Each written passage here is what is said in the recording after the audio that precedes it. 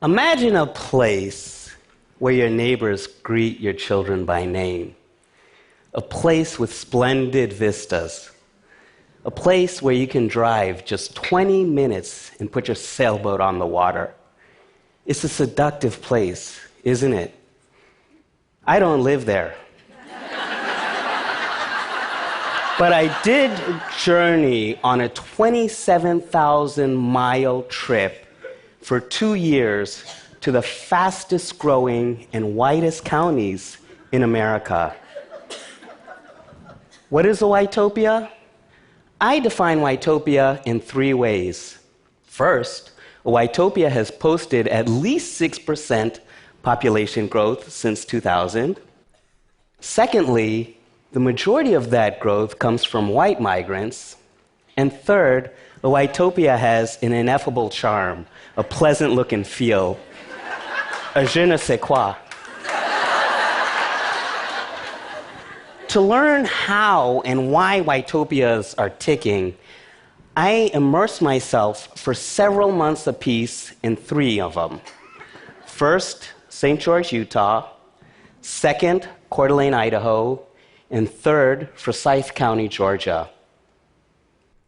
First stop, St. George, a beautiful town of red rock landscapes. In the 1850s, Brigham Young dispatched families to St. George to grow cotton because of the hot, arid climate. And so they called it Utah's Dixie, and the name sticks to this day. I approached my time in each whitopia like an anthropologist. I made detailed spreadsheets of all the power brokers in the communities, who I needed to meet, where I needed to be. And I threw myself with gusto in these communities. I went to zoning board meetings. I went to Democratic clubs and Republican clubs. I went to poker nights. In St. George, I rented a home at the Entrada, one of the town's premier gated communities.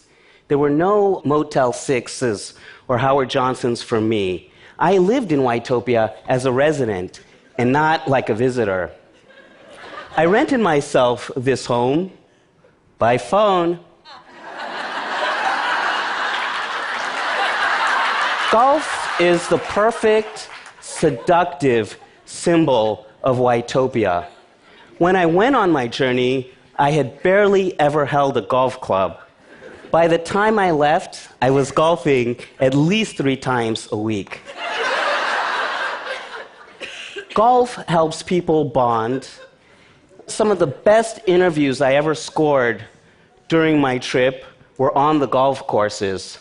One venture capitalist, for example, invited me to golf in his private club that had no minority members. I also went fishing. Because I had never fished, this fellow had to teach me how to cast my line and what bait to use. I also played poker every weekend. It was Texas Hold'em with a $10 buy-in. My poker mates may have been bluffing about the hands that they drew, but they weren't bluffing about their social beliefs. Some of the most raw, salty conversations I ever had during my journey were at the poker table. I'm a gung-ho entertainer. I love to cook. I hosted many dinner parties, and in return, people invited me to their dinner parties, and to their barbecues, and to their pool parties, and to their birthday parties. But it wasn't all fun. Immigration turned out to be a big issue in this whitopia. The St. George's Citizens Council on Illegal Immigration held regular and active protests against immigration. And so what I gleaned from this whitopia is what a hot debate this would become. It was a real-time preview, and so it has become. Next stop, almost heaven. A cabin I rented for myself in Coeur d'Alene, in the beautiful North Idaho panhandle. I rented this place for myself also by phone. The book 1,000 Places to See Before You Die lists Coeur d'Alene. It's a gorgeous paradise for huntsmen, boatsmen, and fishermen. My growing golf skills came in handy in Coeur d'Alene. I golfed with retired LAPD cops. In 1993, around 11,000 families and cops fled Los Angeles after the LA racial unrest for North Idaho, and they've built an expatriated community.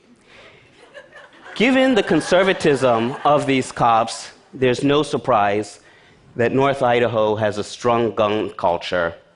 In fact, it is said North Idaho has more gun dealers than gas stations. So what's the resident to do to fit in?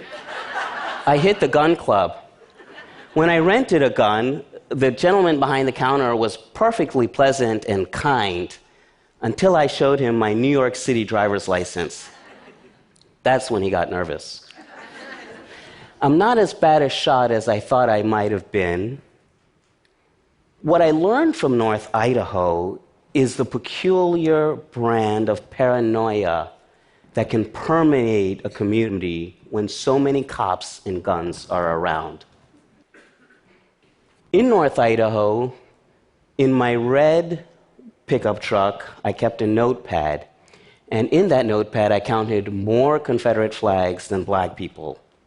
In North Idaho, I found Confederate flags on keychains, on cell phone paraphernalia, and on cars. About a 7-minute drive from my Hayden Lake cabin was the compound of Aryan Nations, the white supremacist group. America's Promise Ministry, the religious arm of Aryan Nations, happened to have a 3-day retreat during my visit. So I decided to crash it. I'm the only non-Aryan journalist I'm aware of ever to have done so. Among the many memorable episodes of that retreat is when Abe, an Aryan, sidled up next to me, he slapped my knee, and he said, "Hey, Rich, I just want you to know one thing. We are not white supremacists. We are white separatists. We don't think we're better than you. We just want to be away from you." Indeed, most white people in Whitopia are neither white supremacists or white separatists. In fact, they're not there for explicitly racial reasons at all. Rather, they emigrate there for friendliness, comfort, security, safety, reasons that they implicitly associate to whiteness in itself. Next stop was Georgia. In Georgia, I stayed in an exurb north of Atlanta. In Utah, I found poker. In Idaho, I found guns. In Georgia, I found God.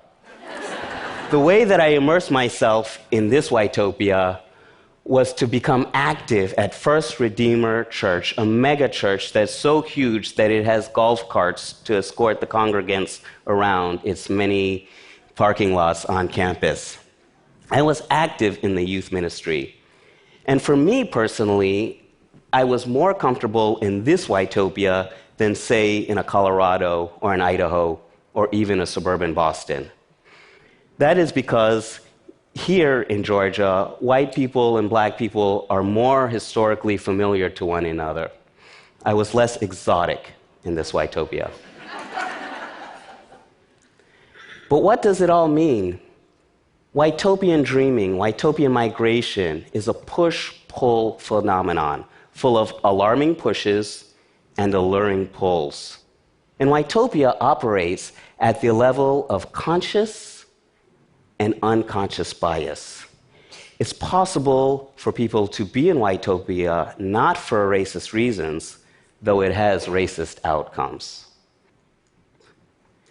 Many Whitopians feel pushed by illegals, social welfare abuse, minorities, density, crowded schools. Many Whitopians feel pulled by merit, freedom, the allure of privatism, privatized places, privatized people, privatized things. And I learned in Whitopia how a country can have racism without racists. Many of my smug urban liberal friends couldn't believe I would go on such a venture. The reality is that many white Americans are affable and kind. Interpersonal race relations, how we treat each other as human beings, is vastly better than in my parents' generation. Can you imagine me going to Whitopia 40 years ago? What a journey that would have been. And yet some things haven't changed. America is as residentially and educationally segregated today as it was in 1970. As Americans, we often find ways to cook for each other, to dance with each other, to host with each other. But why can't that translate into how we treat each other as communities? It's a devastating irony. How we have gone forward as individuals and backwards as communities. One of the Whitopian outlooks that really hit me was a proverbial saying, 1 black man is a delightful dinner guest. 50 black men is a ghetto.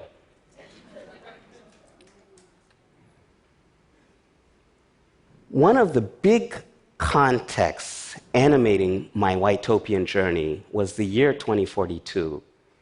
By 2042, white people will no longer be the American majority. As such, will there be more Whitopias? In looking at this, the danger of Whitopia is that the more segregation we have, the less we can look at and confront conscious and unconscious bias. I ventured on my 2-year, 27,000-mile journey to learn where, why, and how white people are fleeing. But I didn't expect to have so much fun on my journey. I didn't expect to learn so much about myself. I don't expect I'll be living in a Whitopia, or a Blacktopia for that matter. I do plan to continue golfing every chance I get. And I'll just have to leave the guns and megachurches back in Whitopia. Thank you.